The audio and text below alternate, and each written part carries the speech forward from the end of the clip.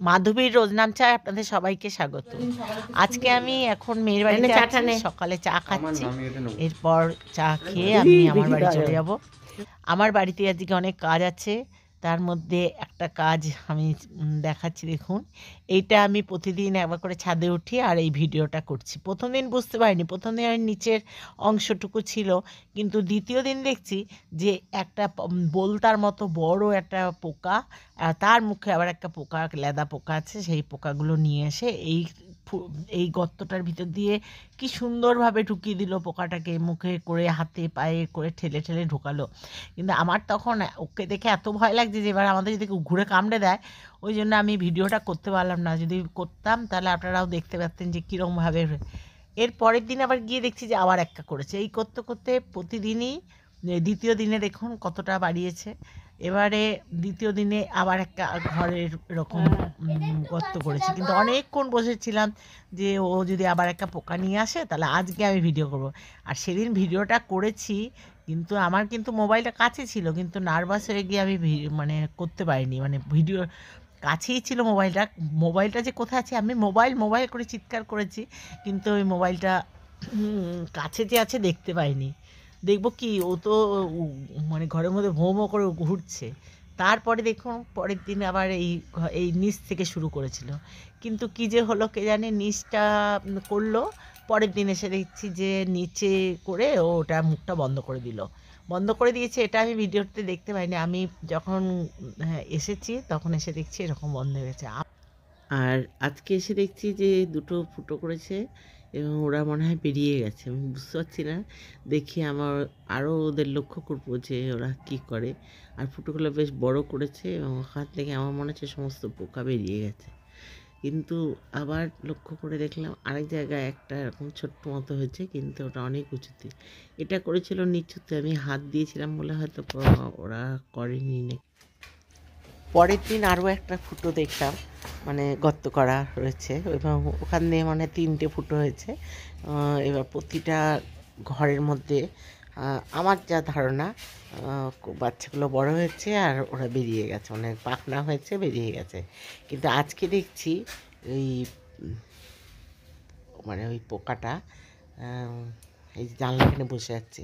খুব ভয়ে ভয়েই আমি ফটোটা তুলছি, আবার ভাবছি যদি ও ঘুরে এসে আমাকে যদি কামড়ে দেয় তাহলে কিন্তু আমি একদম চলে যাব। কিন্তু আমি তাও অনেক ভয়ে ভয়ে ভিডিওটা করেছি।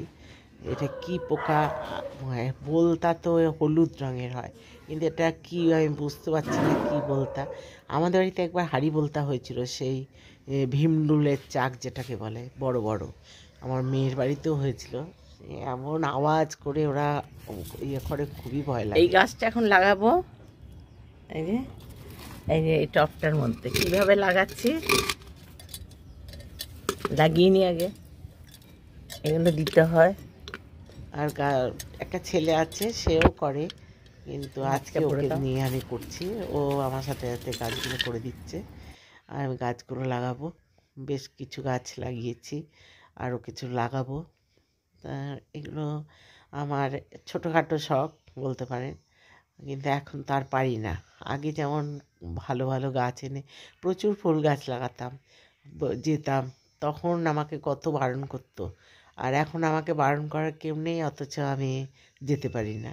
তা যাই হোক, আমি এই গাছগুলো আমার বান্ধবী দিয়েছে যে লাগাও, একটু করো, গাছ করো। গাছ গাছ করতে তো খুবই ভালো লাগে, যত্ন করতেও ভালো লাগে। নিচেও অনেকগুলো টবে মাটি ভরা আছে, কিন্তু এখন ছাদের মধ্যে কিছু কাজ আছে, সেই কাজগুলো শেষ হলে তারপরে ছাদে নিয়ে আসা হবে গাছগুলো। আর ও যতটা পারছে আমাকে হেল্প করে দিচ্ছে। আর এগুলো আস্তে আস্তে আমি এখানে দেখুন কচু গাছ লাগিয়েছি, কালো কচু হয় না, যেগুলো খায় মানুষ, সেই কচু গাছ। দুটো টবে, দুটো বড় বড় টবে কালো কচু লাগিয়েছি। যদি হয়, শীতকালে তো কচু গাছ খুব একটা বাড়ে না, গরমকালে যদি হয় দেখি লাল কচু আর কি, কালো কচু তো না, লাল কচু, কচু শাক খুব ভালো লাগে খেতে, এগুলো গলা ধরে না। আর এই একটা ভালো একটা গাছ ছিল, মরে গেছে। এই মরে গেছে গত জানুয়ারি মাসেই সব আমার সব শখ ছিল সেগুলো সব নষ্ট হয়ে গেছে। তা এখন আবার দেখি, বা এই গাছ নিয়ে থাকলে তো একটু ভালো থাকা যায়।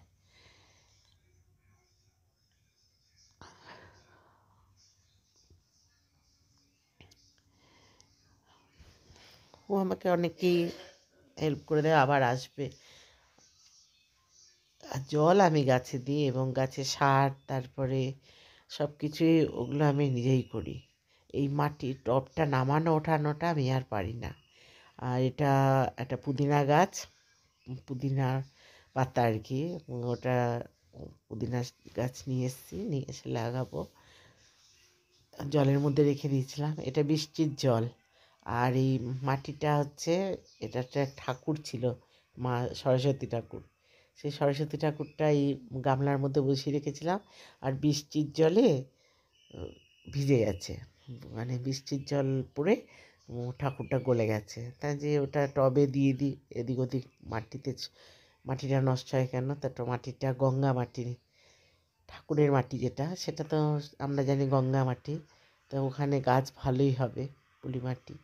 ওই গাছ মাটিটা এইভাবে লাগিয়ে দিচ্ছি। এটা পুদিনা পাতা, পুদিনা গাছটা লাগিয়ে দিচ্ছি।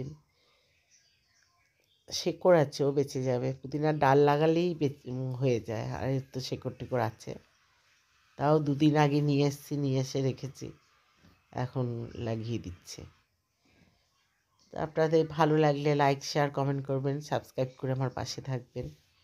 আর সাবস্ক্রাইব করলে অল বাটন বাজিয়ে দেবেন, তাহলে আমার যখনই আমি ভিডিও ছাড়বো আপনাদের কাছে ভিডিওগুলো চলে যাবে নোটিফিকেশনের মাধ্যমে।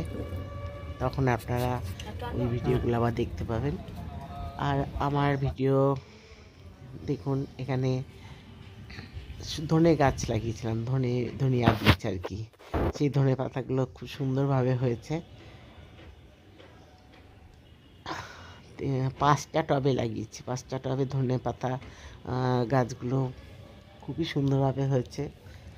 আর উচ্ছে হয় প্রতিদিনই, আমার নাতনি এসে উচ্ছেগুলো ধরে ঘুরিয়ে দেয়, ব্যাস। ও গোল গোল করে ধরে, আর বেবি উচ্ছে করে খুব চিৎকার করে, উচ্ছেগুলো দফা রফা শেষ। আর এখানে বার্মি শাক আছে। আর এই দেখুন আমি লাগিয়েছি, এটা হচ্ছে ড্রাগন ফ্রুট, ড্রাগন ফল আছে, সেই ফল খেয়েছিলাম, সেই বীজ লাগিয়েছি। তো এখানে কয়েকটা গাছ হয়েছে। আর এটা হচ্ছে সাদা কচু, গাঠি কচু গাছ। এটা টবে লাগিয়েছি, দেখি যদি হয়, এমনি লাগিয়ে রেখেছি, যদি হয় তো হবে। আর এগুলো কচু গাছ। আর তাছাড়া সেই ঢ্যাঁড়স গাছগুলো এখন প্রতিদিনই 3-4টে করে ঢ্যাঁড়স পারি, বেশ ভালোই হয়েছে ঢ্যাঁড়সগুলো। আর ঢ্যাঁড়সগুলো খেতে খুবই মিষ্টি। যাই হোক, যারা আমার সাথে আছো তারা সঙ্গে থেকো, তোমাদের অনেক অনেক ভালোবাসা আর শুভেচ্ছা।